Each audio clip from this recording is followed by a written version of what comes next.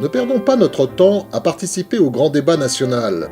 Celles et ceux qui s'investissent depuis des décennies sur les questions économiques, politiques et sociales ont déjà une idée très précise de ce qui ne fonctionne pas en France. Pour notre part, l'association actuchômage.org, nous avons listé depuis 2004 des dizaines de dysfonctionnements qui, en 15 ans, n'ont pas été solutionnés.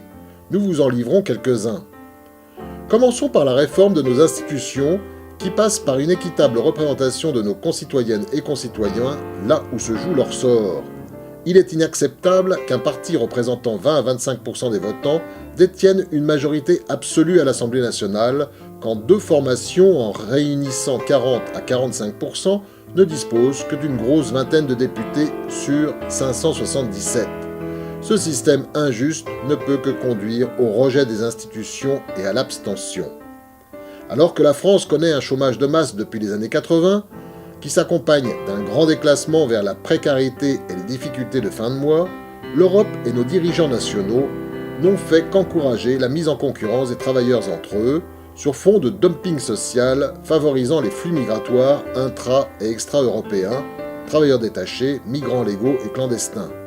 Ce grand déclassement ne pouvait, à terme, que susciter la révolte des peuples, comme nous l'entrevoyons partout en Europe, à l'Est, en Grande-Bretagne et en Italie, et bien sûr en France, au point que l'Europe semble au bord de l'implosion. Ces dernières décennies, nous avons abandonné des pans entiers de notre souveraineté politique, industrielle, militaire et plus encore monétaire et financière. Nous sommes sous domination d'une dette colossale. La seule charge du remboursement de ces intérêts annihile toute politique de modernisation et de relance économique. Il y a 60 ans, notre pays initiait des programmes de grande ampleur dans les industries aéronautiques, nucléaires, aérospatiales, touristiques.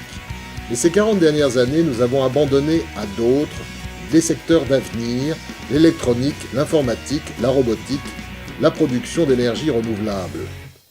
L'emploi industriel s'est effondré, comme nos capacités créatives, qui placèrent souvent la France dans le tiercé gagnant des puissances innovantes.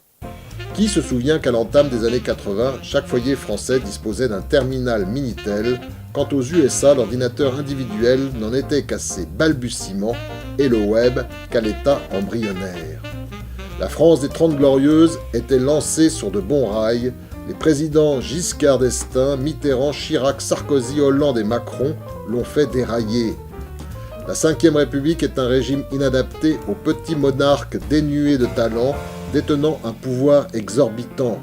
Nous sommes gouvernés depuis 50 ans par des insignifiants qui ont confié à des institutions supranationales les derniers leviers de notre souveraineté. Aujourd'hui, la France est impuissante. Le grand blabla national n'accouchera de rien.